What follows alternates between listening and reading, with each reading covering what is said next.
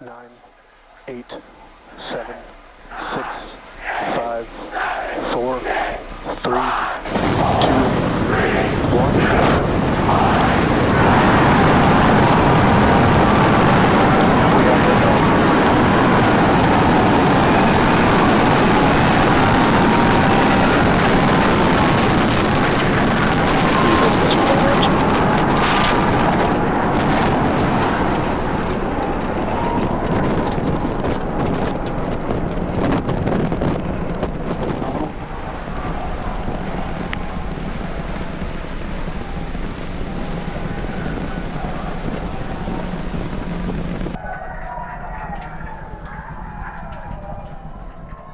Back burn, setting it up for eventual splashdown in the Gulf of Mexico.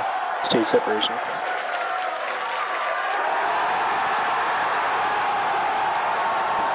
Hot staging confirmed.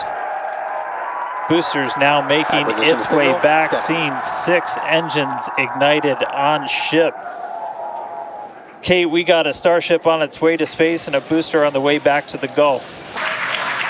The landing burn on the booster. You can see the grid fins rotating.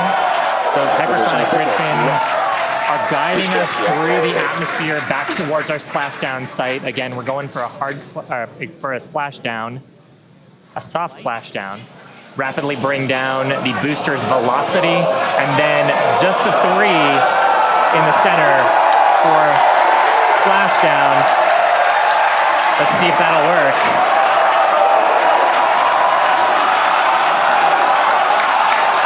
We're getting a few engines.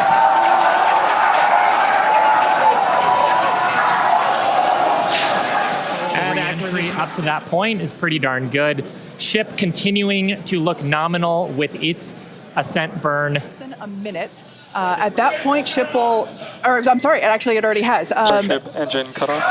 There we go.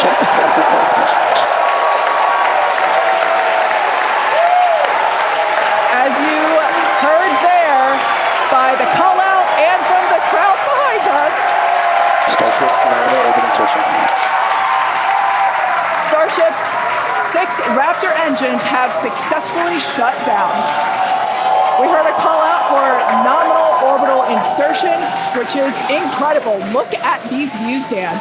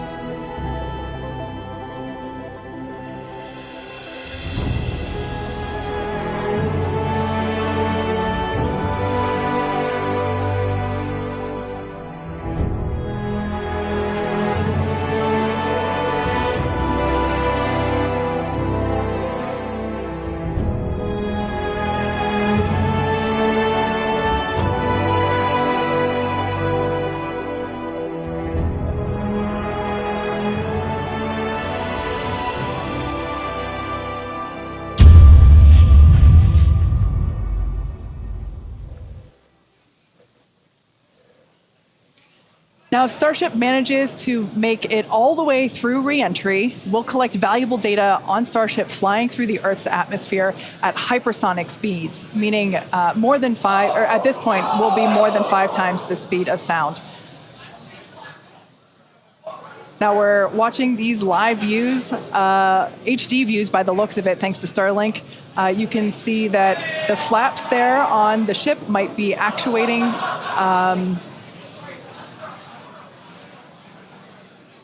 Certainly some incredible visions of planet Earth behind Starship.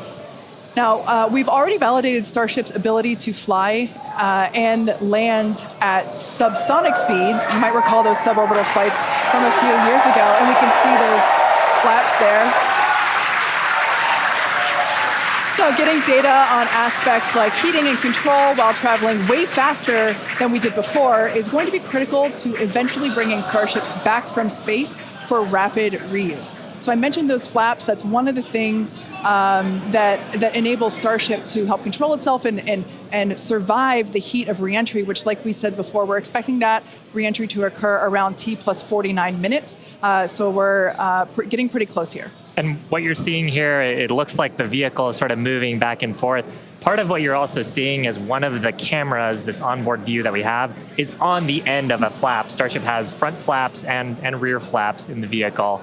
So we've got 4 of those. And oh man, we can see the heating on those flaps as we're starting to re-enter the Earth's atmosphere. This is where the Earth's atmosphere is doing the work to slow us down. Now, like we said, this plasma field wow, what a view. We hope to maintain these views throughout. Starship is so big that we're hoping that the plasma field doesn't entirely blanket the entire vehicle. Right now, it is not. The Starlinks are Views brought to you by Starlink. Yeah, the Starlinks are still communicating and still capturing the data and the video that we see here.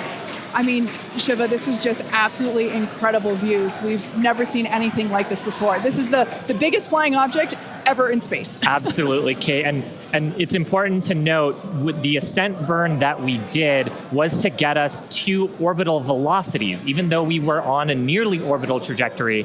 So the heating and the loads that Starship is going through right now are what it would be getting if it were recovering from an orbital mission.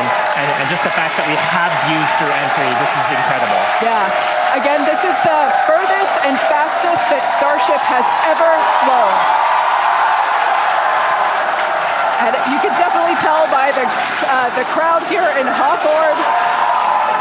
The heat shield tiles doing their work. We talked about it earlier. Up to 2,600 degrees Fahrenheit that those heat shield tiles are dissipating as we are re-entering. Yeah, now this was one of the critical, or rather the key mission objectives that we were hoping to hit today. We have never, like I said before, this is the fastest and furthest that Starship has ever flown. So this is the first time that we're getting to collect this re-entry data and understand how these 18,000 hexagonal heat shield tiles are working together to protect the belly of Starship as it re-enters the Earth's atmosphere. Once again, the atmosphere is doing us a big favor here by 80 kilometers altitude. the atmosphere is actually doing us a huge favor here by acting as a braking system for Starship as it re-enters the atmosphere. And that's part of the reason why the flaps are so important. We're using the body of Starship and the drag from the atmosphere to slow us down from orbital speed. But you want the vehicle to remain stable. You want those heat shield tiles pointed down.